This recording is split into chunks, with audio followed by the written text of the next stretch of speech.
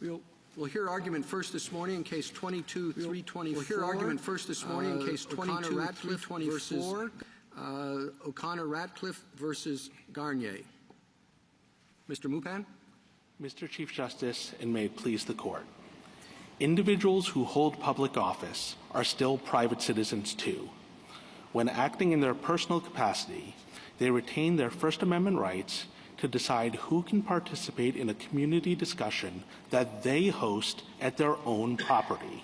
They are thus free to block users from their personal social media pages unless they chose to operate those pages in their official capacities instead. The only principled and workable test to determine the capacity in which they acted is to ask whether they exercised any duties or authorities of their job. And the answer is plainly no, where, as here, the state itself did not control or even facilitate their operation of the pages. The officials thus wielded no greater rights or privileges than any other private citizen denying access to their own property. The Ninth Circuit instead held that even if an official was not actually doing her job, state action exists so long as the page's appearance made it look like she was. But that type of reasonable observer inquiry is incapable of consistent application. It is also fundamentally misguided because the official's power to block does not invoke the page's appearance at all. Respondents alternatively insist that petitioners were doing their jobs simply because they used the pages to communicate about their jobs. But that is the type of excessively broad job description this Court has repeatedly rejected. Because officials could operate such pages in either capacity, the state action test should require clear and objective evidence that is capable of differentiating between the two. That is essential to preserving the robust sphere of individual liberty the doctrine is meant to protect. I welcome this Court's questions. Counsel, if you had the exact same exchange here, but from an official site of the school board, would it make a difference? Yes, Your Honor, that would be state action because that would be exercising the power. Okay, so let's assume that the official has discretion to either the option to either do this on the school site or the school board site or on the personal computer. What's the difference in what the communication is? So in your first hypothetical, the power that's being wielded is the power to exclude someone from government property. Just like if it was a government building, the power to block someone from entering main justice is state action. In the actual case, what is happening is being excluded from private property, and the power to exclude someone from private property is private. Well, let's talk about that just briefly. What if you can access the site remotely from petitioner's computer at home, but it is the school board site, and it's not on government's computer? Well, the question is who controls the account, and in this case, it's undisputed that this is the account that belongs to petitioners in their individual capacity. It's an account that they created before they held office, and it's an account that they will continue to hold after they leave office. So, is this a site-by-site determination or a message-by-message? In other words, let's say you have, a site that's used every now and then for what you might characterize as official announcements, but the rest of the time it's, my child got a, blue ribbon or something like that. Do you say that, well, you look at each episode of blocking or whatever as governmental because they use it for governmental things from time to time? Or do you say, well, they block them for this? In other words, you go through the whole analysis with respect to each back and forth. So the specific conduct that's being challenged here is the blocking. And so the question is the blocking official action? In general, I think that that's going to be answered at a site-wide level. It's either a government account or it's a personal account. And that's true even if some of the speech could be viewed as official. So if, for example, a government official made an official announcement that at a campaign rally, the announcement, the speech, might be viewed as official in some sense, but that wouldn't convert the campaign rally into a government forum where there was a constitutional right to enter. But I'm not sure I followed the answer, but let's say what percentage of governmental blocking or back and forth do you have to have before you say, oh, the whole every blocking episode should be quickly characterized as state action? Well, so I don't think it turns on a percentage, Your Honor. In general, when a public official is using their personal property to engage in speech that they can engage in either capacity, the right way of thinking about that in general is that all of that speech is personal. Now, I concede that if sorry, all of that, all of the speech on that site? Yes. Okay. Because that is speech they can engage in either capacity. Now, I do agree that there are certain things that they could do on these pages that would be governmental and for which there was a right of access. So, for example, the SG's office used the example of doing notice and comment rulemaking on a social media page. That's, of course, inherently governmental, and if they're excluded from that, that would be state action. And I would agree that that would be true whether they use the page in general for notice and comment rulemaking or just once. But the question— Counsel, I'm having, because I think the Chief has asked a very important question. Let's break that down in examples, okay? Facebook is somewhat easier because people can be blocked from commenting, but they'll still have access to looking at the information, right?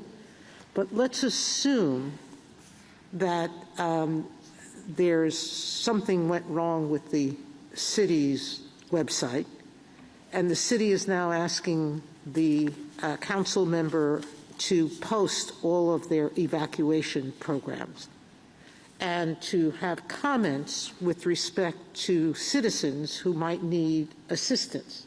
They've converted it into basically an official site. So how does your test deal with that? Because you said if it's mixed personal and business, then it remains personal. Well, so on that hypothetical, I would agree that would be state action. So the state would be responsible for any blocking that this individual had done of commenting people? Yes, but the critical reason why, and the why that follows from our test, is because in your hypothetical— By the way, is your test identical to the Sixth Circuit's duty and authority test? Or authority test, or you use the words control or facilitate, which the Sixth Circuit didn't. So tell me what's the difference in what you're proposing. We think duty or authority is the right test. The hard question in these cases is figuring out whether you're exercising duty or authority. Control and facilitation is the way to figure that out, and that's the answer to your initial question. Well, the Sixth Circuit is much narrower. It defines duty as something stated by law. But frankly, in my experience, there's a lot of customary laws, customary actions that are not defined by law, but are expected of government officials. Yeah, and like telling the mayor to post this information. Right, so, nobody writes that in law, but— Right. So we don't dispute that point, and I don't think the Sixth Circuit does either. But the critical point— Oh, it does. It defines this much more narrowly. Your Honor, if they do, we don't agree with that. But okay. But the critical point is, in your hypothetical, how we know that that state action is control. Your example was the mayor told the city administrator to do it. In the next case, the mayor couldn't have told the city administrator to do on this page because it's their personal property. That's not what's happening. And to go back to our case, there is no evidence in this case that anything— So what do we do with what was then Twitter? I'm going to continue to call it Twitter because that's what it is here, okay? What do we do with Twitter where the blocking blocks, especially now, blocks access? Previously, you could still look at the Twitter account, you just couldn't post. What happens now if you don't have your own Twitter account, you can't even look? And if you're blocked, you're not permitted to look. Again, it depends what you're being blocked from. And the critical point in these cases is that my clients, all of their speech was speech that they could perform in their individual capacity. Under this court's decision in Lane, even though they're government officials, they have the right to speak about the government in their individual capacity. Let me give you a what if you showed a Facebook page to 1,000 people and 999 of them would think that this is an official page, under your test, that wouldn't matter. That shouldn't matter. I'll give you two reasons why it shouldn't. So the first, the conceptual reason, is because the challenge here is they're challenging blocking, and my client's power to block doesn't turn on the appearance. And here's a hypothetical that I think will make that pretty clear.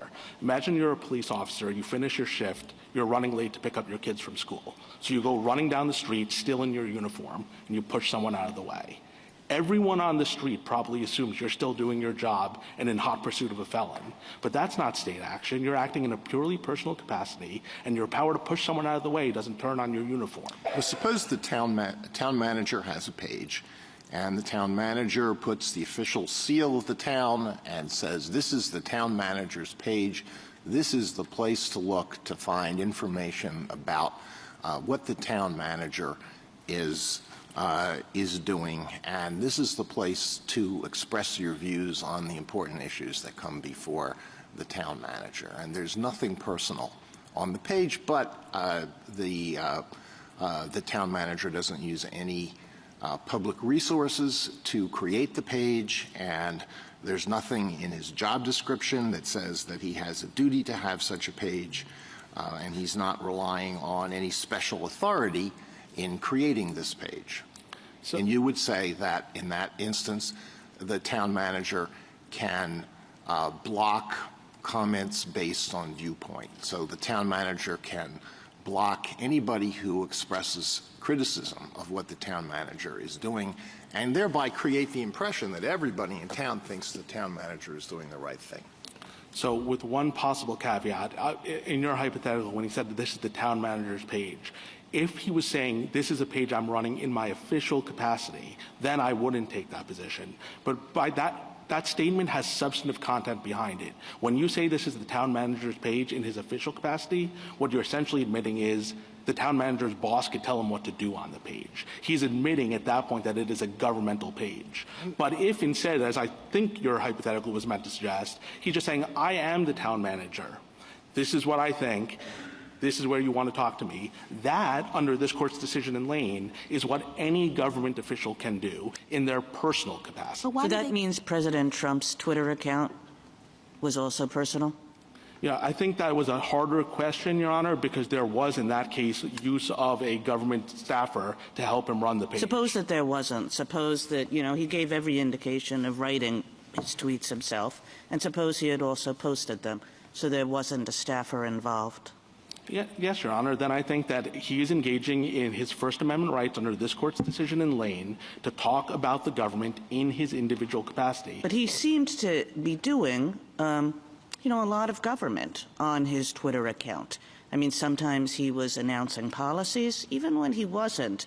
I mean, I don't think a citizen would be able to really understand the Trump presidency, if you will, without any access to all the things that the president said on that account. It was an important part of how he wielded his authority.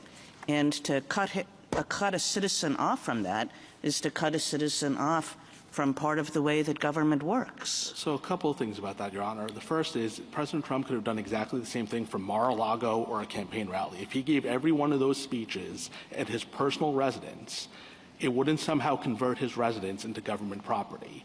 And in terms of people being cut off from it, people don't have a right to access other people's personal property. The blocking here doesn't turn on... It seems a little bit, to focus on the wrong end of the stick, if you will. I mean, the fact that it was his personal property seems neither here nor there. If really he was doing government on it and wielding his authority on it and announcing policy on it, and it was part of the way government operated. Well, so here's why I don't think that's quite right, Your Honor. Imagine he had put on his page a clear disclaimer. This is my page that I'm using in my personal capacity to talk about the government. This is not an official page. Every single word on that Twitter account could have been the same.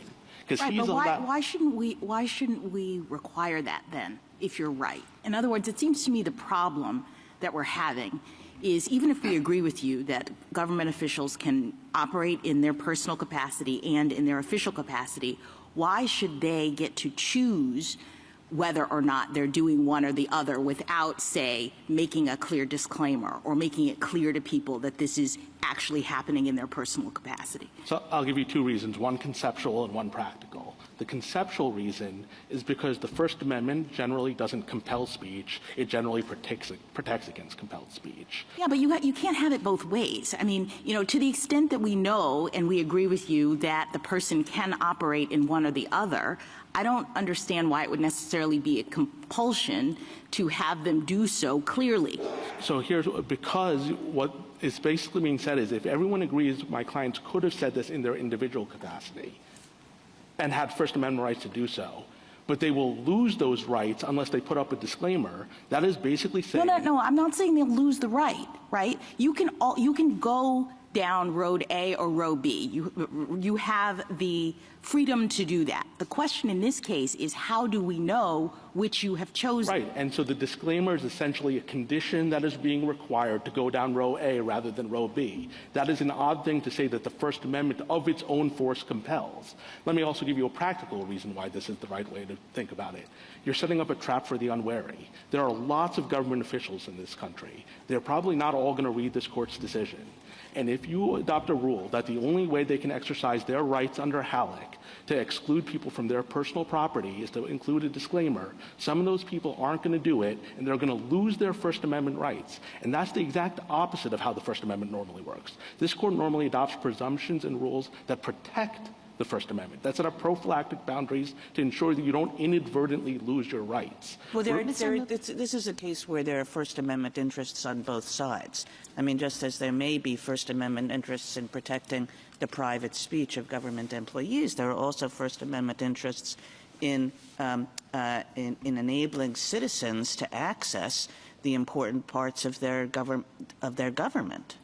Right, but that's what makes these cases hard, is that there are First Amendment interests all over the place. Well, but the difficulty is, as Justice Jackson said, it is entirely in my client's control whether these pages are used in their individual capacity or their official capacity. So whatever First Amendment interest is on the other side is extraordinarily weak, because all we have to do is put up a disclaimer and their right completely evaporates. So on the one hand, you'd be adopting a rule that every government official in this country runs the risk of inadvertently losing control over their property because they didn't put up a disclaimer. On the other hand, you have a disclaimer, their clients are still blocked, and everything else happens exactly the same.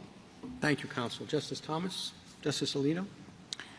Is the act that is at issue in this case what the person who owns the Facebook page says, or is the act that it is at issue the forum, so to speak, that is created by enabling comments? The act that's being challenged is the blocking from the page. So it's the forum, so to speak. Well, the specific act that's being challenged is being blocked from the page. How you characterize the page, whether you view it as a forum or not, is partly an underlying merits question. Well, no, it could be a private forum. It could be some sort of a public forum. Sure.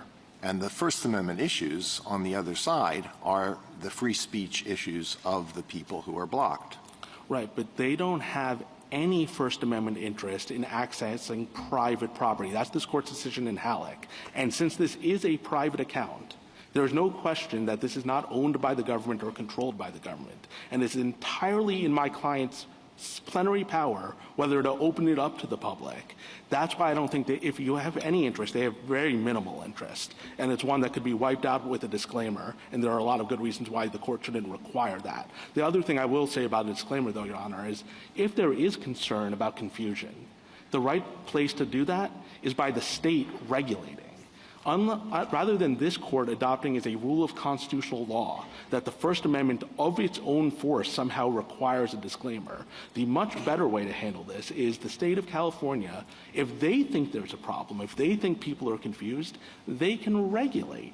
They can regulate my clients because they're a government employer, my clients are government employees, the state has broad power to regulate in that capacity. And that's the way to deal with this issue if there's confusion. And that's especially true because, to go back to a point I made earlier, the blocking doesn't turn on the confusion. My clients would be able to block them whether or not they were confused about the page, just like the officer running down the street. Justice Sotomayor? You keep saying that what matters is that this user, both a personal user and a government user, could do the same thing equally. I know that's important to the government as well. But I don't know why that matters. Meaning, if the issue, and it seems that what it's devolving down in this conversation is whether this particular act in this context is government action or not whether the account is personal or business. Whether the account is personal or business may inform whether we have to take a second step or not. So if it's a personal account, then you have to figure out whether it's being used, and I think you said that, facilitated, being used for government business. That was the government's example of if a private account starts doing notice and comment on legislation, that process is governmental, isn't it? Yes, Your Honor. So let's assume a mayor says, I'm setting up a hotline for emergencies on my Facebook or Twitter. And if you have an emergency, call that hotline, and I will use the power of my office to set in motion government response for your emergency. Seems to me that that's government action, isn't it? The state is facilitating, by the duties it's given him, his ability to put government resources into action. The response to that phone call is undoubtedly government action. Whether setting up the phone call depends. So take, for example, Mayor... So if he routinely uses or responds to those calls in an official way, that process doesn't become government action? Well, imagine... He could exclude Muslims, Jews, whoever he wanted to exclude, blacks, whatever, women, because that's a social account? Imagine if Mayor Bloomberg, as an act of charity to the city of New York, had set up in his personal capacity a phone message or an internet system like that. He paid for it out of his own pocket. No government resources were used for it. No one in the state of New York could tell him how to run that because it was his own personal phone exchange. That would be personal capacity action. But why isn't that account facilitating his duties as a mayor? He's using it to now put the resources of the government to use as mayor. No, he, like any other private citizen, is helping people contact the government. Any private citizen has the ability to do that, and the question of whether a government official is acting in the capacity of government Not official... every private individual has the ability to put the mechanisms of government into effect. Right. That's on the back end. I conceded that the back end response would clearly be state action. Well, my only point is the that the front end... problem I have is that it's all intertwined. Well, I don't think so, Your Honor, because, again, you can have that exact same phone system set up by some wealthy donor, and that clearly wouldn't be state action. That would be private charitable giving to help the government run better. And just like as this court held in Lane, a government official could be still acting in their individual capacity even when they're speaking about information they learn as part of their job. That doesn't mean that they're doing their job. The way to figure out whether they're doing their job is to figure out whether they're using government resources, whether the government can control what they're doing, whether they're doing something that only the government can do. None of that is true here. And to the contrary, these pages, the usernames of the pages, are campaign slogans because my clients were elected officials who had to run for re-election. So what they were doing is what incumbent officials all over the country do as a regular matter. They talk to their constituents to show what a good job they've been doing and why they should be re-elected. Well, Just, I don't know why they had personal accounts too then. If it That's was a the- personal account, they could have done both things. Well, that's to talk to their friends and family without letting every person in town talk to them. The better point, I think, Your Honor, is they don't have a campaign account other than these ones. So if this isn't their campaign page, But they don't say it's their campaign page. Well, they the say user- it's their page as X official of Y city. so I'll say two things about that, Your Honor. First of all, since the usernames of the pages, More for PUSD and Zane for School Board, are both campaign slogans, that's a pretty good indicia that it is a campaign page. Another good indicia of the fact that it's a campaign page is that they didn't have another campaign page. So they would either have to be the only two officials in America who decided not to have a social media page when they were running for re-election, or these were those pages. Thank you. Justice Kagan? So I guess just to press on this a little bit and going back to Justice Thomas's original question so I can make sure I understand the answer to it. There's a person and they become a school board member and they set up a private account. So they're not using a pre-existing account. They set up a private account. And the only thing on this account are things related to the school board. So it has, we're having a meeting, the agenda, the resolutions, the meeting times, the minutes, job postings, official reports, whatever, all school board business. And there's also some commentary. The board would like to know what you think about this. I would like to know what you think about this. So please come to the meeting. And indeed, please give your comments to me on this page about what you think of agenda number 3, agenda item number 3 at our next meeting. And that's the content of the page. State action or not. No state action, because that is speech that an individual could do in their private capacity, and there's no objective evidence, not through any resources or anything else, that they're being done through control. Everything you just said could happen in my client's backyard. Everything you just said could happen if my clients went to church and asked their fellow congregants, hey, I have a difficult issue coming up next week. What do you think I should do? And when you say the control, I guess, there are some officials where there's a kind of line of command, but, a school board member, well, they're a school board member. They are the control. Why do you need somebody insisting on the content? Well, they are the state. Well, so they are state officials, but they could be acting in either capacity. And the reason control matters is it's a way of disentangling the two. If your boss can tell you what to do, then we know you're acting as an official. If your boss can't tell you what to do, if when the boss tells you what to do, that's subject to First Amendment balancing, then we know you're acting as in a personal capacity. I think it's clearer in the next case where it's the city administrator who has a boss, who's got a mayor. Now, you're right that in my case, the school board officials, there's limited oversight above them, but that's just a matter of positive state law. Imagine if state of California had a czar of official web pages. All California official web pages are regulated by the czar. He says, put up the state motto, do this, that, and the other thing, and don't do these other things. No one would think that that guy could tell my clients what to do on these pages. Thank you. Justice Gorsuch? Just curious, on your side of the V, in both cases, we have a profusion of possible tests to choose among. You've offered one, the Solicitor General's offered another, the Sixth Circuit has a slight variance. You've now had time to stew on this case for a number of months and think about it.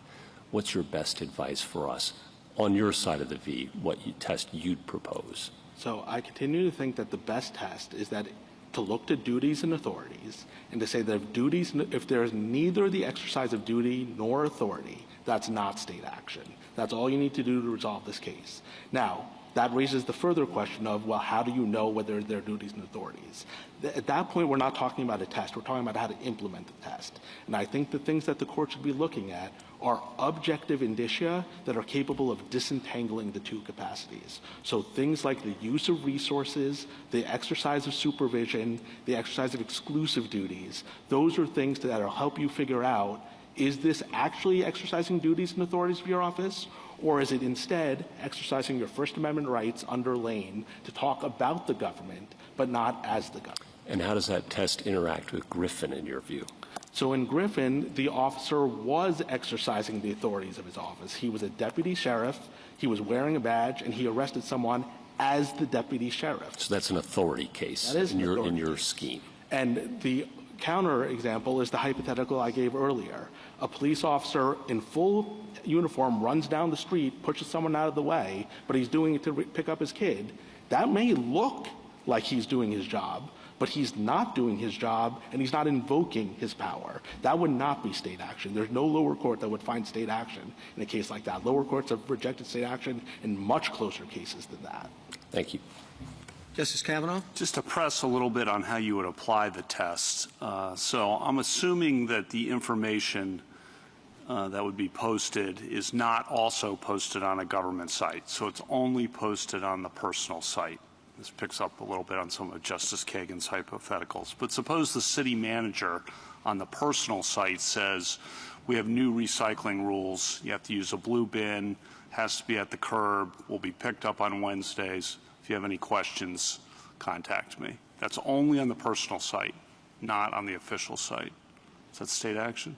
There might well be an argument there, because in that point, I assume that there is a duty as a state official to announce the rules, right? People need to know what the rules are. Okay, so that's very important. I'm going to stop you there, because when you described how to implement the test in response to Justice Gorsuch, you said resources, supervision, exclusive duties. So this is really important, I think, because a lot of what local officials do is announce rules. Is announcing rules state action? Not in and of itself. Okay, well, we got to, you said right. The local officials around the country need guidance. That is definitely true. I agree with so announcing rules is part of what they do. They need a clear answer. What's the answer? I think the clear answer is, if this is the only place they are announcing that rule, then that's going to be state action. Okay, so announcing can't park on the even-numbered side of the street during snowstorms, that's the same. But yeah, but importantly, the start of your question, if it's only right. Yeah, no, I'm assuming it's perfectly fine to announce it officially and then amplify that message on your personal. So a lot of this will depend on whether it's reposting or exclusive posting, I think. I agree. On the announcing of rules. Okay. Yeah. What about notices, announcing notices? Okay, it's snowing, schools are closed tomorrow, and it's only on the personal site. Again, Your Honor, that's not a rule, but it's a notice. I think in general, if what is being, the question to take a step back is whether you're exercising a duty of your office.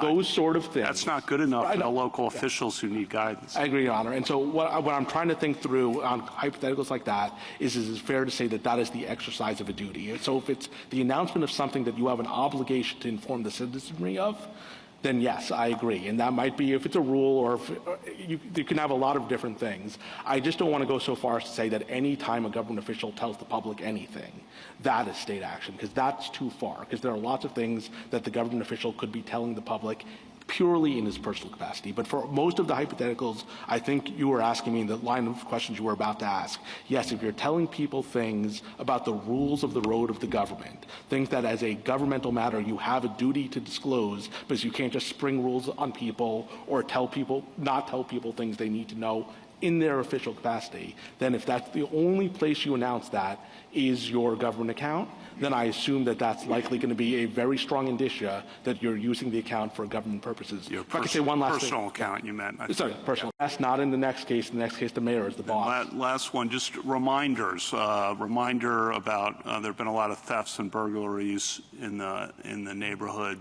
Lock your cars if you're going away for a few days. Tell the police. And it's only on the personal side. Right. That's the line I was trying to. That sort of speech is something you could do. Any private citizen can do it. And government officials don't have any duty to do that. They could do that in their official capacity. So for that sort of speech, you're going to need something more. You're going to need to see that they're either like using staffers to prepare it, or their bosses are telling them to do it. But the speech by itself isn't going to be enough for something like that. So I think you've distinguished announcing rules, if it's only on the personal site, from notices of government information, and that's kind of fuzzy, and reminders would not be. Is that? I think that's right, Your Honor. Again, that's the kind of practical information that people are going to need, I think. I hope so, if this court adopts the right test of duties and All authorities. right, thank you. Justice Barrett. So, Mr. Mubin, when you were having this colloquy with Justice Kavanaugh, y'all were talking post by post. The Chief Justice asked you at the start, are we looking at this as whose account is it, or are we looking at specific actions? It kind of sounded to me when you were talking to Justice Kavanaugh that your position, which I kind of understood your initial position to be, no, we're looking at the account, but which is it?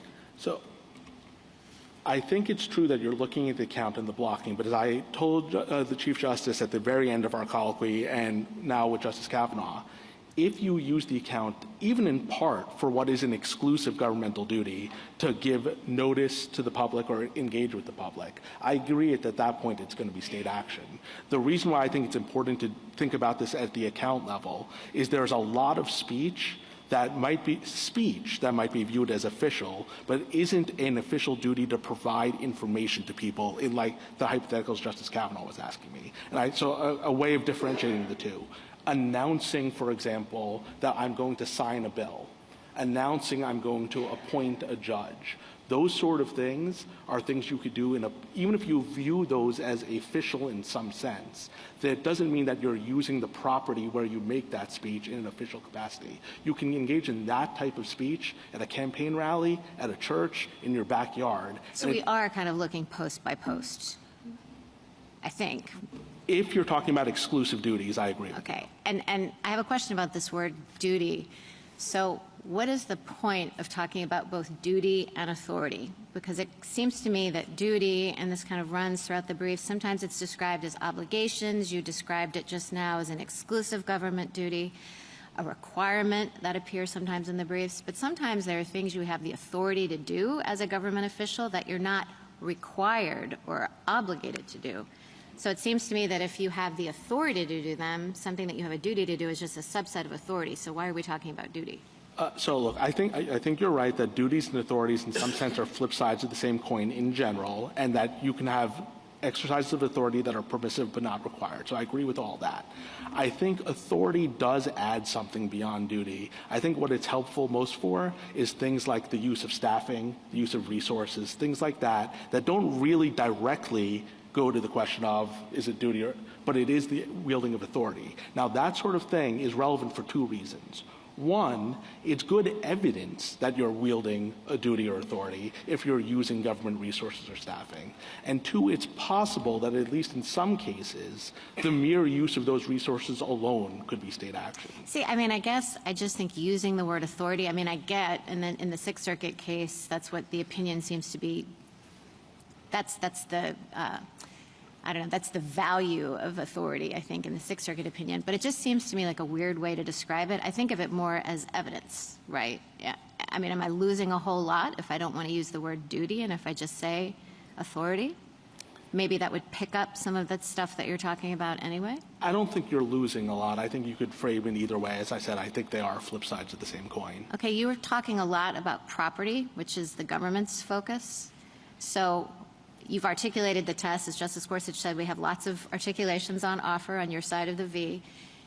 What is the difference? What's the daylight between the government's position and your position? You know, their focus on, is this private property that the public official is inviting you onto? You know, the test that they propose versus the authority, duty, control test that you do. So I don't actually think there's any daylight between our positions, though you can ask my friend. They've obviously emphasized property as sort of this initial gating mechanism, whereas we view the fact that it's private property as quite relevant to determining are you exercising duties or authorities of your office. But at the end of the day, I think the cases all sort of cash out the same way. Whether you apply our framework or theirs, you essentially end up in a spot where if you're using a private account and you're not exercising an exclusive governmental function and you're not using government resources and the government can't control it, then you should understand that to be acting in your personal capacity, because people have the right as government officials to talk about their jobs in their personal capacity. And you should assume that when they do that on their own personal property, they're acting in their personal capacity. Okay, last question. At the beginning of your argument, you referred to unless someone is choosing to use their Facebook account, Twitter account, whatever, in their official capacity. And Justice Kagan's questions were getting to some of this. I think it's very difficult when you have an official who can in some sense define his own authority. So I think for a governor or, President Trump, it's a harder call than someone like a police officer who's a subordinate. Or I could, my law clerk could just start posting things and say this is the official business of the Barrett chambers, right? And that wouldn't be okay. But if, that wouldn't be okay. If, Governor Newsom decides to do it, he has the authority to define the scope of his authority. I would have thought in your client's context, they don't actually have full-ranging authority just as board members, right? Unless the board said, we've taken a vote and you are the one who's our communications person. You are the point person on communications. Then you would look at a source of authority. But if in that context, I guess it just kind of depends official by official. I guess I'm not understanding in your specific for your client why there would be an argument even. It seemed like you were conceding a little bit and talking to Justice Kavanaugh about official announcements and that sort of thing. Would that be true for your clients? Yes. I think if my clients, if for example there was a slush fund at the board to, use money for doing your job, and my clients use that money to buy a Facebook account or use advertising on Facebook, I don't think my clients would be acting in an ultra-virus fashion, and I think that would be exercising state action. Now, I do agree with you, Your Honor, that on the control piece of using control as evidence of whether it's governmental or not, it becomes harder the higher up you go in the chain because it's harder to identify a superior who can tell you what to do. But even take, for example, the governor of California. Well, the governor of California does have a boss. The boss is the people of the state of California who could, for example, amend their constitution. And they could amend their constitution and say that even the governor, when he's exercising his official capacity, here's what he can and cannot say on a social media page. And they certainly could not do that for this sort of page, for a page that he owned before he was the governor, that he will own after he's the governor, and that he uses only to say things that under Lane he has a First Amendment right to say in his individual capacity. Thank you. Justice Jackson? So I guess I'm still not clear why the onus isn't on the government official to be clear about the capacity in which they're operating. I take your point that you can have an individual who's a public official and they can operate in both worlds, official and also personal. But to the extent that we're having a problem, or at least I'm having a problem, it's because we can't identify whether this particular action is occurring in one world rather than the other. And we've said in lines of cases like the Pickering line of cases, we've recognized that even though public employees have a First Amendment right to speak, they can be limited in that ability to speak. So it doesn't seem responsive to me, at least, for you to say, well, they have a First Amendment right, so they bear no responsibility in making clear as to when they are operating personally versus officially. So can you just say more about that? Sure, I'll try. I'll say three things. So the first is, again, the conduct that they're objecting to is the blocking. Right. This is not a case where they're complaining because they were confused, that they thought it was official, and if they had known it was official, something else would have happened. Everything in this case would have been exactly the same if that page was plastered with disclaimers. Yeah, but it's not, I guess what I'm trying to understand is when we isolate the blocking, and you're right, that is the claim, we have to think about, as Justice Kagan pointed out, the implications of that on the First Amendment rights of the people who want to see the page. So what's happening is they're being blocked from either commenting or seeing the information that's being posted on this particular page. And when the official says, but that particular page is my private page and I'm operating in a private capacity, then I suppose we have one set of answers. But if we believe that that page is actually operating as the official government page and the person is being blocked, we might have a different set of answers. So the question is, with respect to the blocking, is it happening in a personal or an official capacity, and why wouldn't it be the public official's responsibility to say, if you're on this page and you're either seeing or not seeing things, understand this is a personal repository of information. Right. So again, I guess what I would say, Your Honor, is if you concede that my clients could have done this in their personal capacity with disclaimers, the question is where in the Constitution are they obligated to put up the disclaimer if they want to maintain those rights? If they want us to believe that they're doing it in their personal, I mean, how else are we supposed to know? Well, I mean, that's just one set of questions. To be fair, they've got the burden of proof. They're the plaintiffs in this case. They're the ones who are arguing it's state action. So the burden should be on them to show the opposite, not on my clients to disprove it. The second point I would... So you're saying that a public official can just make a decision sub silentio about which world they're operating in, not let anybody know, and it would be the burden on whoever is saying that you are violating my constitutional rights to determine that you were actually operating in the official capacity. In a case like this where there's no objective indicia that they were doing it in their governmental role, there's no staffing, there's no resources, there's no control. What about the page, the way it looks, the way, this is the other argument, Everything right? about this page's appearance is equally consistent with a campaign page. That's exactly what happened in the Eighth Circuit. A page that looked no different than our page, the judges just split, saying, Okay. well... Can I just ask one more question? I'm sorry. Justice Sotomayor came up with a private hotline example to seek emergency help that I thought was really interesting. I hadn't thought of it before. And I understood you to say that the response, the government rushes to your house as a result of getting the communication, would be official action. But I guess I'm not clear as to the blocking that would occur by the official from people that they didn't like with respect to a page that was designated as, this is the opportunity to call for government help. I'm creating this Facebook page so that people can have a straight-through hotline to government resources. The person, I guess, is saying this is a private page so I can block, Latinos. I don't want any Latinos on this page, says the person. Is that a problem? Or, I mean, is that state action or not state action? I would think if that's all there is, I would say it's not, because a private citizen could set up that exact same page.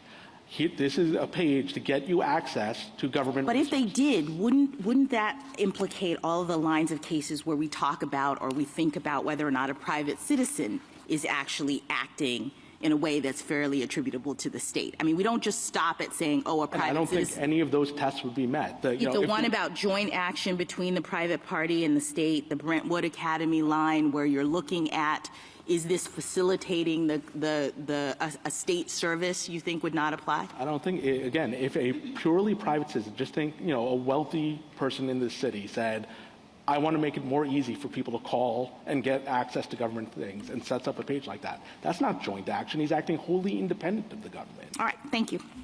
Thank you, counsel.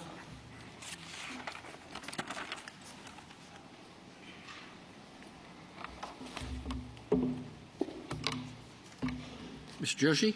Mr. Chief Justice, and may it please the Court, we agree with petitioners that duty and authority is the right way to figure out in what capacity a public employee defendant is acting, but we think the Court should focus on the subset of cases involving a denial of access to property. In those cases, if the defendant is exercising an official duty to provide access, like hosting an official school board meeting, of course that's state action. It doesn't matter where it happens. But for other kinds of duties, and most important, where it's ambiguous, where it's the kind of thing a private citizen could do, but also within a broad description of the official's responsibilities, there we think the nature of the property should be all but dispositive. So if the defendant denies access to government property, probably state action. If the defendant denies access to her own personal property, she's probably acting in her capacity as a private property owner, not as an agent of the state. And that framework, especially insofar as it provides a default rule for hard cases, we think is more consistent with the purposes of the state action doctrine, will resolve these cases today and others like them, and will avoid the need for this Court to set forth a one-size-fits-all broader duty and authority test of broader applicability. Welcome the Court's questions, but happy to talk about. What exactly is the property? The contract talks about terms of services, I guess. I'm not a Facebook person, but I assume they would not consider the service property. So what exactly is the property? Well, I think the property, it's a form of virtual property, but it is the account. You can post speech on there. You can have conversations on there. You can open it up to everyone or just to friends. It is a form of virtual property. It's like a virtual, I hate to use the word forum because that term is sort of overloaded in this context, but it's a virtual forum of sorts. It's no different from, say, a hotel that offers its ballrooms for rent to people, and you might sign a contract and have terms of service. But when you take that hotel, you have a certain degree of control. You have one of the sticks in the bundle of property sticks, and you can choose who gets invited, what you do there. This is just a virtual space of the same sort. So would you, just follow up, do you think that you have to take into consideration the role of the provider of Facebook too, since they can also evict you from this room that you're in or this account? Yeah, so not in these cases, and I agree that there are some really difficult questions as to the extent of ownership and control over this virtual property as between Facebook and Twitter and petitioners in this case. But what should be undisputed and is undisputed is that the Poway Unified School District has absolutely no ownership or control over these pages, and that's the relevant question for the state action question in these cases. What if, excuse me, what if something that looks an awful lot like an official event, but is not labeled as such is held on private property? I think the question in these cases is the constitutional one of state action. This court has often said the Constitution deals with substance, not shadows. And I think these sorts of appearances are the kind of shadows that shouldn't matter to the substantive question of whether, to use petitioner's test, you know, it is an actual official duty and authority being exercised on that property. And I think this court has rejected to the extent Your Honor is invoking reasonable observer kind of test, this court has rejected it in a variety of contexts, most recently in the Coach Kennedy case.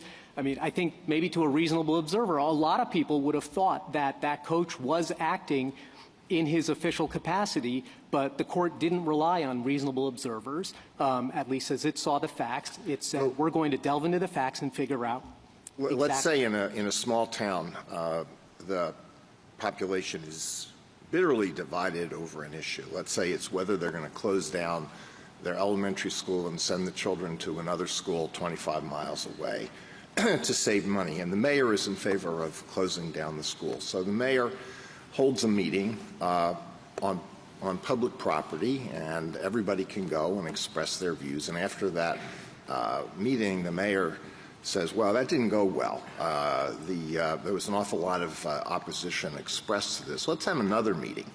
And this time we're going to have it on my farm, and I'm going to post people at the entrance, and we're going to exclude the people who spoke vociferously and articulately against my proposal. Is that allowed? So if I understand And the mayor's not running for re-election. He's term limited, so this is not a campaign event. So if I understand it, and if I can assume that when he does it on his farm, he's not using any government resources, right. The security guards are paid out of his own pocket, totally fine, I think. Again, and then let me further assume that the vote of the people on this farm meeting is not somehow like conclusive. They don't actually have the authority. He's just taking their views into account. It's no different than elected officials anywhere or government officials anywhere who choose to speak only to Republicans or only to Democrats in order to get views on what they ought to do when they exercise their official duties. No one thinks that that's state action. And I understand you can think of a lot of odious behavior by government officials, being discriminatory in whom they speak to and whom they listen to. But at the end of the day, the Constitution does not prohibit even odious behavior by private citizens. And I want to return here now to a point that Mr. Mupan said, which I really do think is maybe one of the most important points in this case, which is that a lot of the scare hypotheticals that the other side gives about public officials behaving badly, if you narrow the state action doctrine, can be taken care of by their government employers or by the state through statutes. The government as employer has much greater leeway to regulate than government as sovereign.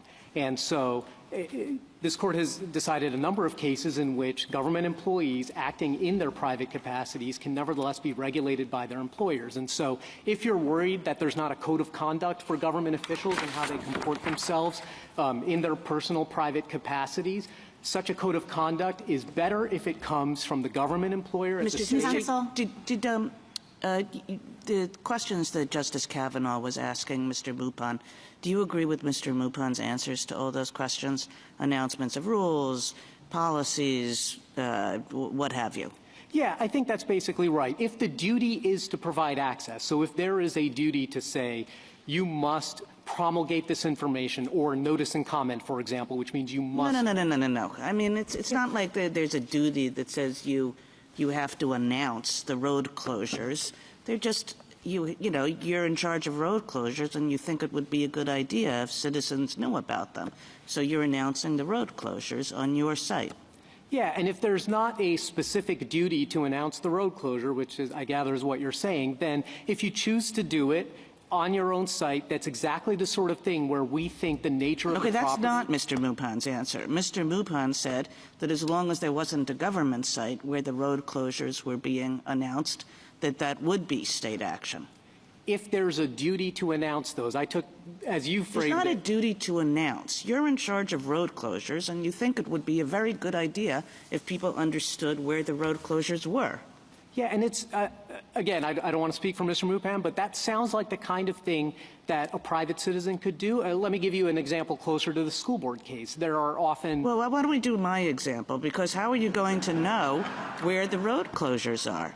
I mean, now you're being. I thought that we were starting off from a point of if the only place that somebody can know where the road closures are is on your private site. Mr. Mupon said that was state action. I was going to go on from there, but you seem to be contesting that. I guess our view is that if there's a specific duty to make that information available. It's not a specific duty, Mr. Joshi. Duties don't work like that. You're in charge of road closures. That's your duty, to be in charge of road closures. And if you are not obligated to talk about road closures and tell the public about road closures, if you do it on your private site, then I think you are probably acting in your personal capacity. Now, I agree there may be duties to inform, and in those cases, if the only place you do it is on your personal site, that may well be state action, whereas if you do it on both sites, it wouldn't be. The Sixth Circuit seems to think that the duties have to be written. But many duties are customary, meaning, no, you're right. I think if you're in charge of road closures, I have very little doubt that there's a written law that says you must inform the public. But that is what everybody does. It's what tradition and process has always provided for. You're suggesting that that would not be taken into account. No, not at all. Quite the opposite. We agree that customs can define the duties. I think I was just saying. So you don't agree with the Sixth Circuit's narrow view that it has to be a written duty? We do not agree with the Sixth Circuit's view that it has to be written down. We agree that customs can inform what the duties are of an office. It's just if there is a duty to inform, then the discharge of that duty will be state action no matter where it takes place. But where there's doubt about it, if what you're doing is denying access to personal property, we ought to think you're acting in your capacity as a private property owner, not as an agent of the state. Thank you, counsel. Justice Thomas? Justice Alito? Would it be practical to require or adopt a rule that puts a lot of pressure on public officials to separate their Facebook pages, just to take that example? So the official can have a personal profile, the official can have a campaign page, the official can have an official page. Those all sound like wonderful things that a state government can impose in its capacity as an employer. I don't think this court should impose it as a matter of federal constitutional law. And it certainly shouldn't be the case that the Constitution imposes that kind of precondition in order to exercise your personal constitutional rights. Well, Mr. Mupon said that would be unrealistic that would be asking too much of a lot of public officials. I do think it would. I mean, take the example that Justice Jackson brought up with disclaimers. You might think, well, all you need to do is put up a disclaimer and that's it. Well, how good a disclaimer do you need? All right, Does it have to be on every page? It's just going to chill Thank you. speech. Justice Sotomayor? That's all. Justice Kagan? Justice Kavanaugh? To pick up on what Justice Kagan was asking, which about the road closures and announcements of rules, announcements of information, and what have you. When I was discussing it with your friend, we were assuming that it wasn't also posted on the government site. It was only posted on the personal site. And then asking, okay, where does it cross the line into governmental? Why does it matter that it's posted on the government site or not? I guess it would matter because that would inform, just as you look at the facts of a case, whether you're acting in your personal capacity or in your official capacity, which metaphorical hat you're wearing. And if you've discharged your duty, again, assuming there's a duty to inform the public about these things, if you've discharged a duty on the official site and then you're amplifying it on your personal site, odds are when you do it on your personal site, you're doing it in your personal capacity. But if your boss tells you, go, inform the public about this road closure, and the only place you do it is on your personal site, you're probably discharging your official duties. Okay, so it sounds like both of you would have, in essence, a safe harbor that if you're reposting information on your personal site, that's probably not going to be considered governmental. Yeah, and that's exactly right. And I think, I take the point that the other side makes that might be under-inclusive in some cases, but I think that's better because that is the purpose of the state action doctrine, is to preserve an area of individual freedom and not hold the state responsible for conduct it really can't control. Thank you. Justice Barrett? So going to Justice Kagan's questions about announcements, et cetera, if individual posts on a personal site can ever be state action because you have a duty to make announcements, is that a situation in which your property framework where the presumption is just defeated because it's a personal account in which you sometimes use for official purposes? That's right. As I mentioned at the outset, if the official duty or authority you're exercising is one that requires access, like notice and comment or an official school board meeting where the public can speak, then yes, that's state action no matter where you do it, and your blocking of someone from accessing that particular action is going to be state action no matter where it occurs. But the word duty is important to you. So I asked Mr. Mupan about duty and authority. You're really leaning on duty, and it seemed in your interchange with Justice Kagan that you saw a difference between duty and authority. Well, I think a duty, it's less obvious in these cases and more obvious in the next case where he's a subordinate with a supervisor. So duty is important because you need to know, is he actually discharging the thing he's supposed to do? An elected official, like these school board members, don't really have much in the way of those duties, but they do have authority. They can invoke the state's power to do something that someone who doesn't have the state power can't do. And so in that sense, duty and authority might be different. In Griffin, for example, that was a private security guard at the Glen Echo Park.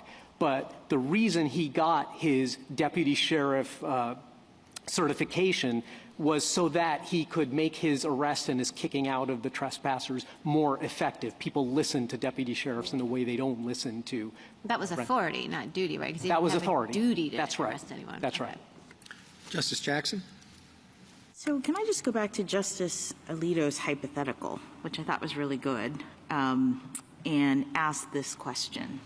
Suppose the public meeting doesn't occur. So we have the mayor of the town, and there's this controversial policy, and there is no public meeting to start because the mayor fears that there's going to be quite a bit of acrimony with people who want to come out differently than the mayor does.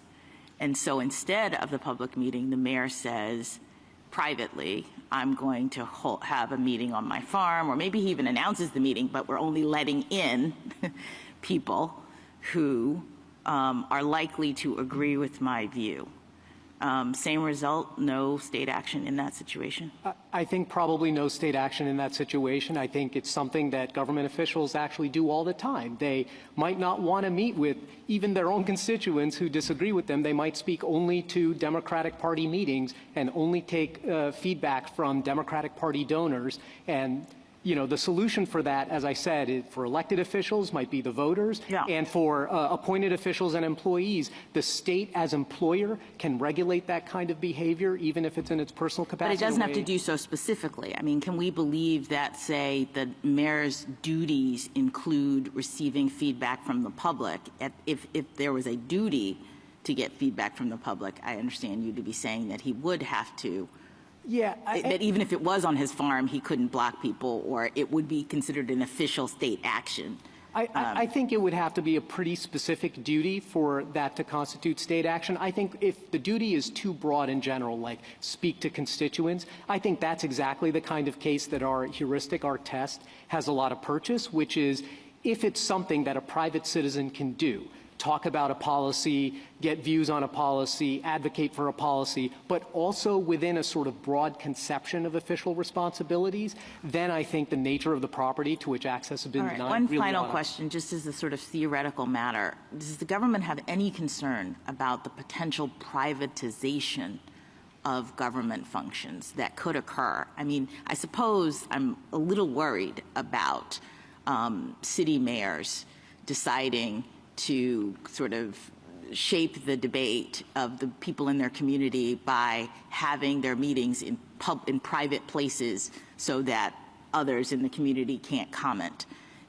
That seems to be problematic as sort of a theoretical matter, but the government, I'm taking, says as long as the mayor chooses to do this on private property, then he can exclude whoever he wants, and because he's doing it in his personal capacity. Yeah, I mean, in the brick and mortar world, I'm not aware of this being a problem. And if it is a problem, I think it's best handled by the state, which can regulate its employees in ways that a state as sovereign cannot. And I think that's the best place to handle those concerns, not a rule of conduct from this court as a matter of federal constitutional law. Thank you. Thank you, counsel. Ms. Carlin? Mr. Chief Justice, and may it please the Court, I have 3 points to make. First, the district court found as a factual finding based on petitioner's own testimony that, quote, receiving feedback from constituents is an important part of their duties as trustees. California law, both decisional and constitutional and statutory, the PUSD bylaws, to which I'll return in a moment, and the content and appearance of the page confirms that the district court's finding that these pages were, quote, used as a tool of governance. Because the trustees were doing their job when they maintained and then blocked Dr. and Mrs. Garnier from these pages, this case fits comfortably within this court's declaration in West and Lugar that state employment is generally sufficient to render the defendant a state actor. Second, the record in the district court contains O'Connor Ratcliffe's entire Facebook feed from the time she joined the board through summary judgment. Of the hundreds of posts, I found only 3 that were truly non-job related. Not only were the posts all related to her job as PUSD trustee, but the district court found that the content of many of the posts was possible only because as a trustee, she was, in the district court's words, clothed with the authority of state law. For example, O'Connor Ratcliffe's official position was why she could enter into classrooms during instructional time all over the district, something that would get anybody who was a private citizen arrested. Not only did she use these pages to provide information about her official activities that was available nowhere else, but she frequently solicited feedback from the public on board-related issues and used the word "we" to do so. And I'd like to direct the Court to page 46, note 12 of the red brief, where we cite the requirement by the board that you have a disclaimer if you're speaking in your personal capacity. She never put that disclaimer anywhere. Instead, she asked people to contact her using her official government email account. And third, the pages at issue here are in no sense campaign pages. The district court rejected that argument on pages 114 to 115 of the petition appendix. She did have a campaign website. That website had a personal email address, unlike her official email address here. I welcome the Court's questions. Ms. Carlin, the petitioners here and respondents in the next case make much of the fact that if your broad definition of state action is accepted, that it would actually reduce speech by public officials. I'd like your reaction to that. No, it would not. No one has challenged the speech that was on these pages at all. If they're speaking as government officials, they have both the government's own protections. So, for example, there are a number of protections that go to government officials when they speak in their official capacity. Plus, they still have all of the First Amendment rights as a backup. And I think it's really important to note here that all we're talking about is the state action issue. And the idea that government officials are not going to want to talk about their jobs at all if you tell them it's state action just seems to me to be illusory. But I'm not sure about that. I mean, if it's characterized as a state action, governmental site, then wouldn't anything they say be categorized as governmental speech on which the government could take a particular political, social, whatever view? Well, I think that it's actually perhaps a little more complicated than that, Mr. Chief Justice, because these are elected officials, and part of their duty is to talk about certain issues. And I think if the government told them they're simply not allowed to talk about their position on what the board is taking or the like, that itself would violate at least the California Constitution and arguably the federal Constitution. Well, but just to make sure I understand, we're characterizing a particular site as whether it's governmental, a source of governmental authority, operated as a governmental duty, or private. Now, if it's private, the people talking on it can say what they want. Their speech won't be limited. If it's governmental speech, they have to do what the government tells them to do on that site. Well, I think the one thing that they do have to do, and I think this is fair, and there were a number of questions of the folks representing the petitioners here, they do have to have a disclaimer here to say this is a personal site. They did not have this disclaimer. Ms. O'Connor-Ratcliffe instead says, if you want to contact me on my official government email account, which she's not allowed to use for personal or political purposes. Your test is, sorry. Your test is whether government officials are doing their jobs, right? That's the starting point, and it creates what I would say is a kind of rebuttable assumption that when a government official's doing her job, she is a state actor. All right. So the mayor is in the grocery store and is repeatedly approached by constituents, and the mayor listens to, really doesn't want to be bothered, but listens to supporters and people who are sympathetic to the mayor's program, but with somebody who is a known opponent approaches the mayor says, look, please call my office. Is the mayor doing his job when he's doing that?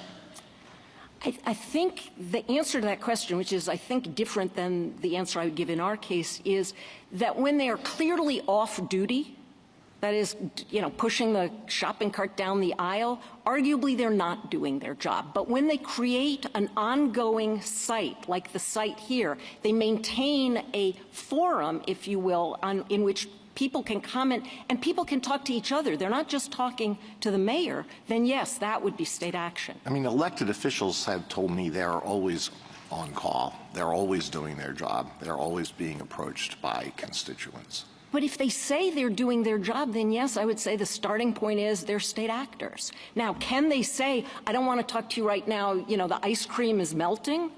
Of course they can, because that's not violating somebody's First Amendment rights. But if they're discriminating on the basis of viewpoint and they're doing their job, then there's a problem, right?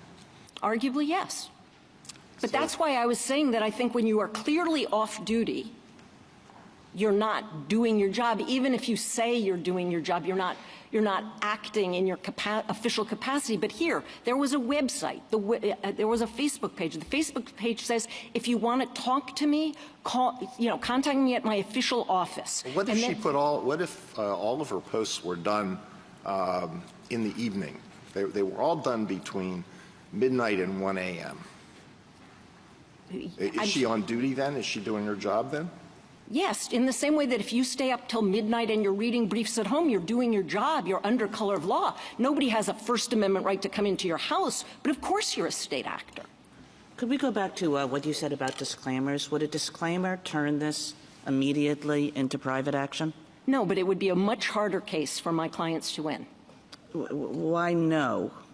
Well, because you could say on the top of your website, this is my personal website, but then be operating it as a tool of governance. Yes, so that's my, if it's the same content and if you in fact are operating it as a tool of governance, but you have a disclaimer saying that you're not, that this is just you as a person.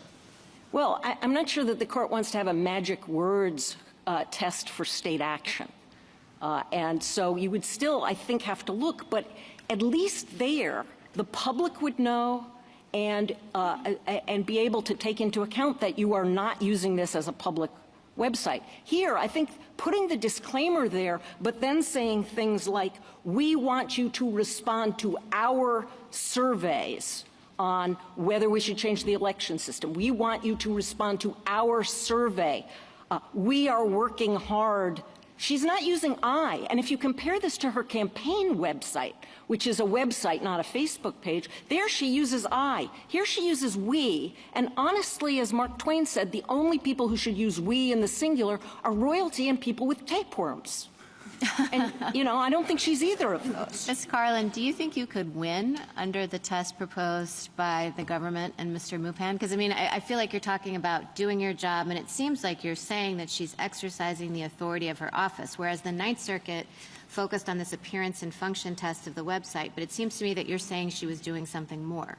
I think we obviously win under the Ninth Circuit test, Sure. but I think we win even under the Sixth Circuit test because of the duty. And I can, if you want me to tick through the different places where in state law and board rules and That's the like. okay, because that was in your brief. So Yeah. but that's what made me think that you're saying it doesn't really matter. You would win under that test because she had the authority. Yeah, I think we win under every test except a strong version of the Solicitor General's test. Because under that, because Facebook itself, the Facebook account itself was not owned by the government, that's a hard test for us to win under. Now, we still but do have they've given that up because they're talking about function, really. Yeah, I kind of like to think so.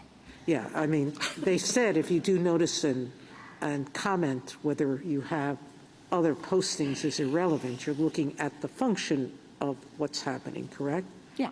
So tell me how your test, doing your job, differs from the authority or duty test of the Sixth Circuit.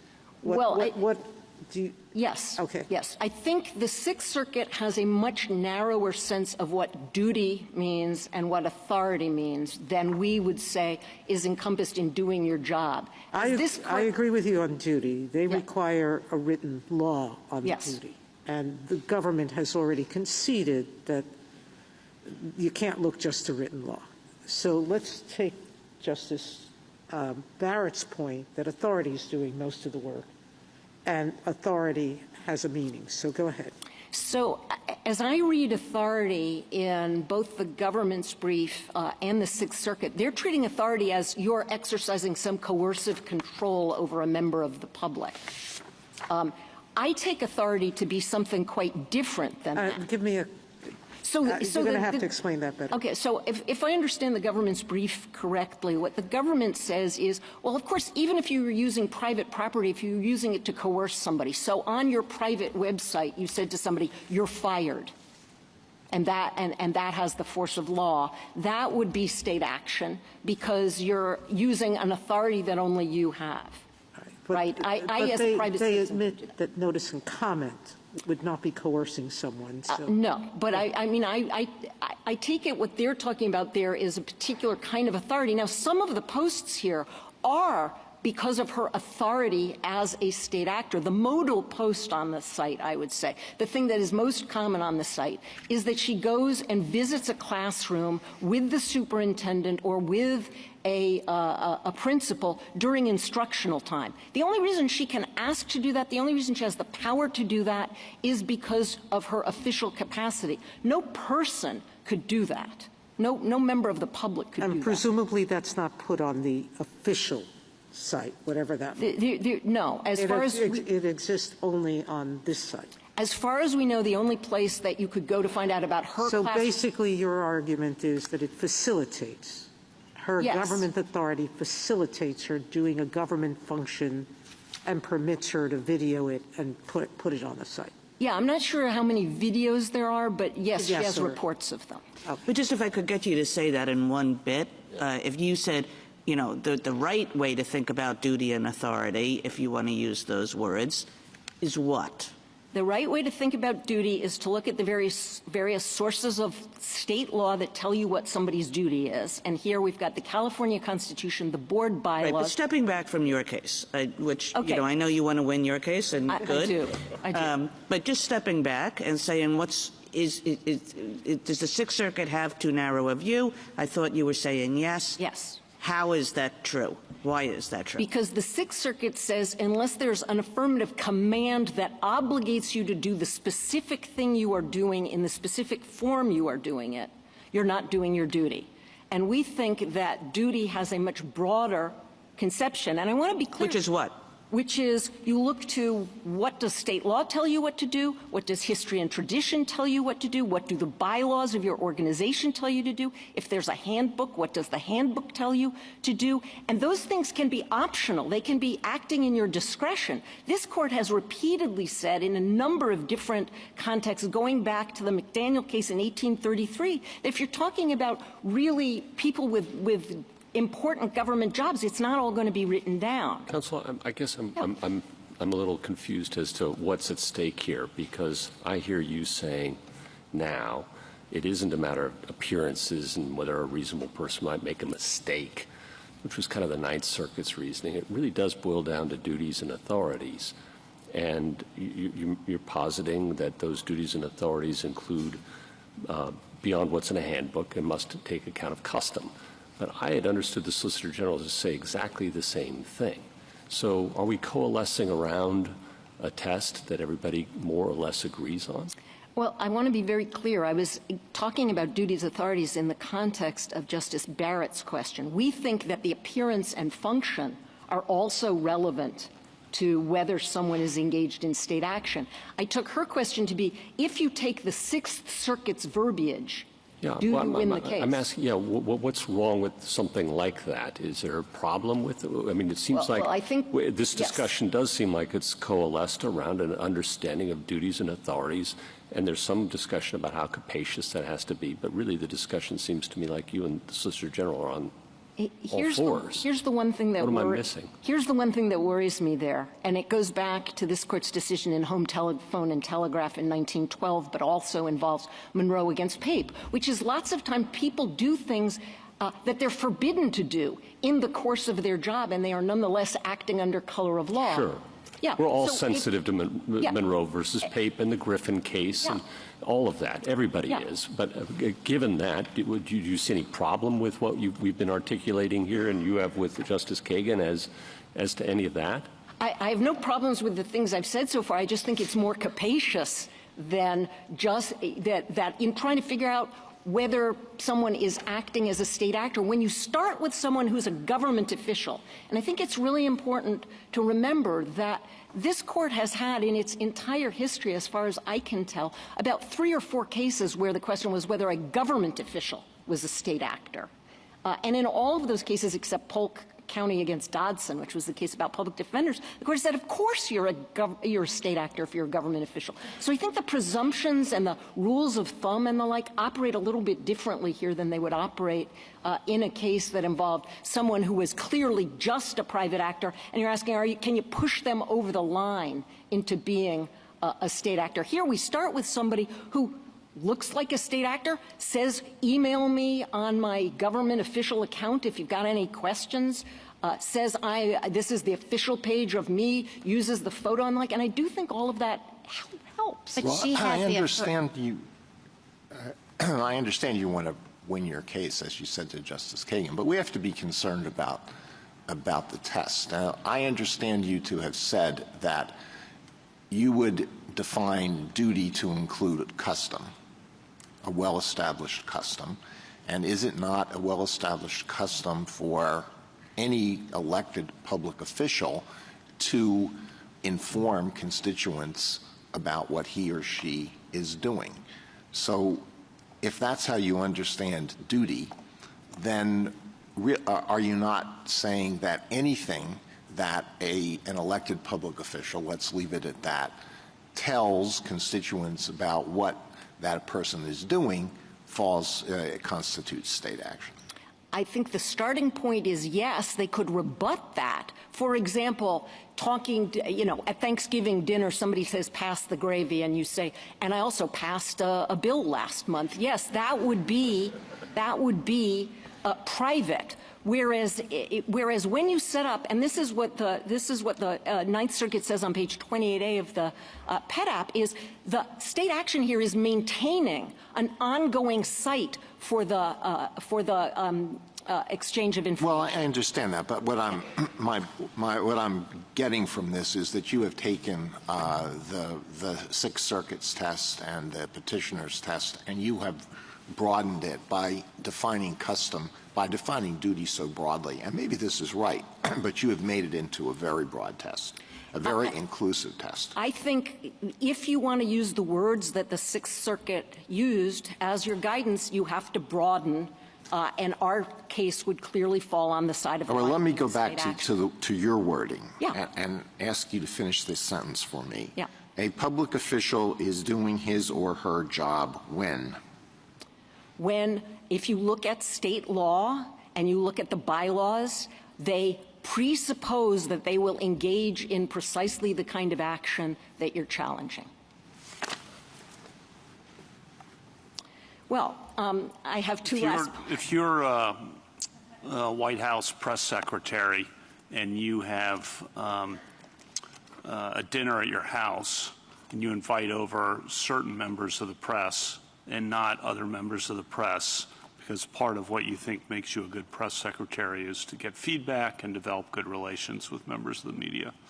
Is that state action? Can I take that question and kind of flip it around and go backwards into it? There would be no constitutional claim by anybody, no meritorious constitutional claim that they have a right to come to your dinner. Someone who's excluded on the basis of viewpoint, so you're inviting friendly reporters or who you perceive to be friendly reporters or commentators. I think that anybody who looked at just a dinner as opposed to you don't allow people to show up at press briefings altogether, I would be prepared to say that there you are enough off-duty, and you are clearly enough off-duty, because people— How about a regular meeting, no food is served, but a regular meeting off-site, so not at the White House, with certain members of the press and not others? I think the members of the press put us in a somewhat different position, because already you're entitled to limit that in a variety of ways. But if you had a public meeting, for example, in California, a lot of our elected representatives have what they call sidewalk office hours, and they'll sit in the bank parking lot next to the farmer's market, and they'll talk to anybody and they'll hand out stuff. If they decided, simply because they were sitting on the bank's parking lot instead of in their office, I'm not talking to black people, I'm not talking to Muslims, I'm not talking to evangelicals. Yes, they'd be engaged in state action, and yes, they'd be violating the Constitution. Different tack now. On the reposting question I was asking your friends on the other side about, if your government agency issues a notice and you then repost it. Well, our case is not about particular posts at all. Your thoughts on that issue, if you have any, if you don't want to answer. I haven't given a lot of thought to it because it's not relevant to our case in particular, but I think it's going to be very relevant to the opinion, how this is interpreted. And so what I would say is if what you're talking about is whether a particular post is state action or not, it may well be that simply reposting something isn't itself state action such that you could challenge your having your comments to that post deleted. But if you were blocked altogether from a website on which they have invited the entire public to share across the public as well as with you what they think, then yes, that would be state action, and it would be actionable under the First Amendment. Ms. Carlin, I just want to be sure that I'm clear about your position. In your test, you're doing your job test, so you agree, it seems like, that the Ninth Circuit test of appearance and function is enough. You wouldn't go with that. I think that the function part of the Ninth Circuit's test, because they quote this language that the district court's findings made about this being a tool of government, is the appearance and function. When they're talking about function, they're talking about, are these people doing their job? As the function of this is for them to do their job of getting. How about the appearance part? Well, the appearance is really helpful in figuring out what is the function. So it boils down to the function in your mind. Yes. Okay. Yes. But the function is sort of another word for duty in your sense. Like a duty is a responsibility, is a function. They're all kind of tied up together. Yeah. I mean, your duty is to do your job, and that's your function. And when you do your job, you're doing the function of being a trustee of the Poway School District. Which brings us back to, this is all a question of how broadly do we define authority or duty? I think you have to define it more broadly than petitioners. Oh, no, I understand that, but I'm just saying that Yes. then is the nub of the case as you see it. The case Yes. totally boils down to how you define it. And I asked the other side a bunch of questions about what work does duty do, is all an authority. I think you would say, if I understand your position correctly, it's just about authority. We're not really looking at duty. No, we are looking at duty. That's exactly what I'm trying to say is duty. Are you performing the duty of your job as a trustee? If you are, then you are presumptively a state actor. That's what the court's statements in West and Lugar turn to. So But you would say duty is having conversations with citizens is always part of your duties, or Well, almost always part of your duties, which converts every conversation you have. Or, no, I would say having some mechanism by which you can interact with your constituents is part of your duty.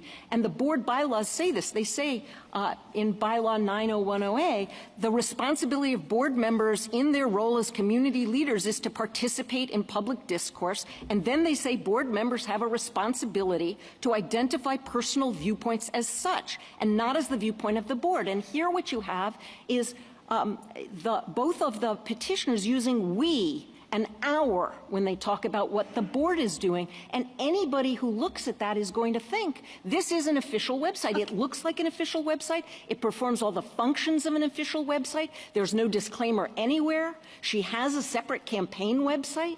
She uses her government email. Now, suppose there's an official website, too, and this, partly, largely, entirely duplicates it.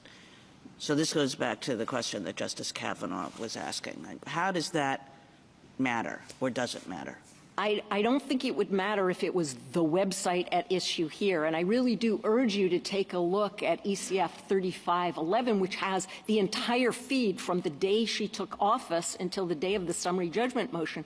And I defy anyone to look at that and think this wasn't an official website. Indeed, when she wants to give you her personal opinion, she sends you a link to her campaign website. And I take it that this is the crucial difference between you and the government, right? That they just say Facebook says it's her private property. Yeah. And so it's not an official website by definition. Right. And you're saying no. That's correct. And I'm sorry to be hung up on this duty question, but what if the bylaws or the state law doesn't say it's your duty to communicate with constituents, give announcements, et cetera, but she decides, hey, constituent communication would be a good idea. This is kind of like, well, the governor decides to do this or the president decides to do this. Is that not, even if it's not formally in her job description, and even if she's the first one to do it, so it's not custom, but we would say she has the authority to decide to be the mouthpiece for government. Would you agree that that would be? Yeah, if I can just say, it's a little complicated in our case because the board has specifically said she doesn't have the authority to speak for the board, and that's why she's supposed to have a disclaimer. But if you're talking about a hypothetical of someone in another jurisdiction where there's nothing that says anything either way and she decides she has the authority, then it would come down to a question of, as a matter of state law, did she have that authority? Because if she had that authority, then yes, she would be a state actor. Now, most government workers, most government employees do not have the authority to speak for the government. And so it wouldn't be part of their duty to run a personal website. And so for most government officials, if you're the janitor or the school bus driver. Yeah, but that's making it too easy. There are a vast number of government officials around the country at the local, town, city level. So I don't think you can minimize this by saying, oh, it's not going to affect certain categories. It's going to affect a lot of people. But at the very least, the other side says here, at the very least, if the state wants to tell you not to do this, they can do that. And the answer here is the Poway School District told her not to do this, told her not to have a website that looked as if she was speaking officially. And this website did exactly that. Just on the custom question to follow up on Justice Barrett, it's usually, I think, as you're describing it, going to be part of the custom of most of these jobs that are elected officials or appointed officials who have some authority to communicate with constituents. I don't think that that's necessarily true at all. When wouldn't it be true? It will be true for elected officials. It will be true for some government officials. But let me give you a hypothetical that I think will illustrate this. So if a public school teacher in Poway had a website that was communicating with the parents of children in her class, that would clearly be state action. And I think that would be true regardless of what she called the website. If she then also wanted to talk about things like whether the board should be elected at large or by districts, which was a big issue here, or she wanted to talk about whether the schools were being mismanaged, which is something that for a while there was a real problem, that would be her speaking in her personal capacity, because that wouldn't be coming from her job and her duties as a school teacher. So just to kind of wrap up, I think— Do you think, this is a little bit anticipates the next case, if there were also some personal things on this site, how far does that take you? Can you dilute the site and turn it into non-state action by putting up your kids' pictures? I don't think one picture of your children turns something into not a state website. Here, I really do think if you look at this website, you will find one picture of her children on Christmas, one picture of her children at some school-related event, one picture of her grandfather at on Veterans Day, and nothing else that is personal, that is clearly personal, as opposed to coming out of her job. You know, here's the thing to understand, and this goes back to something that Justice Kagan said earlier, which is there are First Amendment issues on both sides of this case. And here, the First Amendment provides a tremendous backstop for members of school boards and the like who want to regulate their sites. There are rules about public forums, there are rules about time, place, and manner and the like, and they have a lot of control over what goes on these websites. But if you decide the threshold state action question against my clients here, refusing to find state action would have devastating consequences for the public, because they would be denied access to the sites on which their officials are talking to them and asking for their reactions. Thank you. Thank you, counsel. Justice Thomas? Justice Alito? Justice Sotomayor? In some ways, you've complicated things. I'm sorry. No, really. Because what we're being asked to find is whether the state was acting when these government officials turned off these sites. So we're being asked to hold the state responsible for ultra-virus activities, because these officials were told specifically, you're telling us now, don't do this, and they did it anyway. No, ma'am. Just as in, and we talk about this in the red brief, in Monell, the court said you can't hold the government responsible, the municipal government responsible, unless the unconstitutional action was pursuant to a policy. But there was nonetheless a constitutional tort there for which individual government actors could be held responsible. Okay, thank you. Justice Kagan? Justice Gorsuch? No, thank you. Justice Kavanaugh?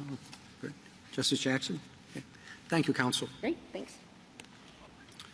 Rebuttal? Thank you, Your Honor. So first, on the appearance question, I think my friend said appearance is relevant in assessing whether there's duty or authority, but basically gave up the notion that the Ninth Circuit adopted that you can use appearance as a freestanding trump over duty and authority. I think that concession is basically right, because otherwise the power to block doesn't come from the appearance, and I think she would have to concede my hypothetical where the police officer runs down the street in his uniform is not state action. So then I think the action really does come to how do we define duty and authority. And I think the fundamental problem with Ms. Carlin's submission is that she's defining it too broadly. She's doing exactly what this court said in Kennedy and Lane you should not do. because you have to recognize that government officials have the right to speak in their personal capacity about their jobs. That's even true about information they only learned because of their jobs. Ms. Carlin emphasized several times that my clients spoke about stuff they learned in the classroom. That's this court's decision in Lane. The square holding of Lane was that it was individual speech, not employee speech, even though it was information learned while in office. And the flip side of that problem is that if you treat this too broadly, the problem that this court recognized in both Kennedy and Garcetti, and the Chief Justice adverted to this, if you treat this as duty and authority just because you're talking about your jobs, that means it's controlled by the state. It amounts to government speech, which means the state itself could tell individuals what to say on their pages. And that's the harm with creating the sort of you have to have a disclaimer rule. If individuals don't put up a disclaimer, all of a sudden, not only do they lose their right to exclude people from their pages, they've now opened themselves up to having the state itself tell them what to say on their page. Not as a regulation, because I agree with the federal government that the state has a lot of power to regulate them as employees. But Ms. Carlin's position means that they could regulate them as such. They could tell them exactly what to do or say on the page. And that would be a serious First Amendment problem. And to say that the First Amendment does all of that because they didn't put up a disclaimer would, I think, turn the First Amendment on its head. Finally, a few points about the facts of my case, because I, too, would like to win for my clients. So the first point I'll make is that if this is laid out in our reply brief, if you look through the citations to the record, the only duty that my clients had to interact with the public was at their board meetings, which they complied with, and no one was ever blocked from that. Everything else is the same sort of overbroad, it's your duty to talk to people that would cover campaign rallies, talking to your neighbors at church, the stuff that cannot possibly be viewed as governmental unless you swallow individual First Amendment rights. She suggested that the page was somehow their duty. One of my clients closed the page, just shut it down. No one thinks he was acting in breach of his office. He was in dereliction of duty. Your Honor, I see my time is up. Yes. Thank you, counsel. The case is submitted.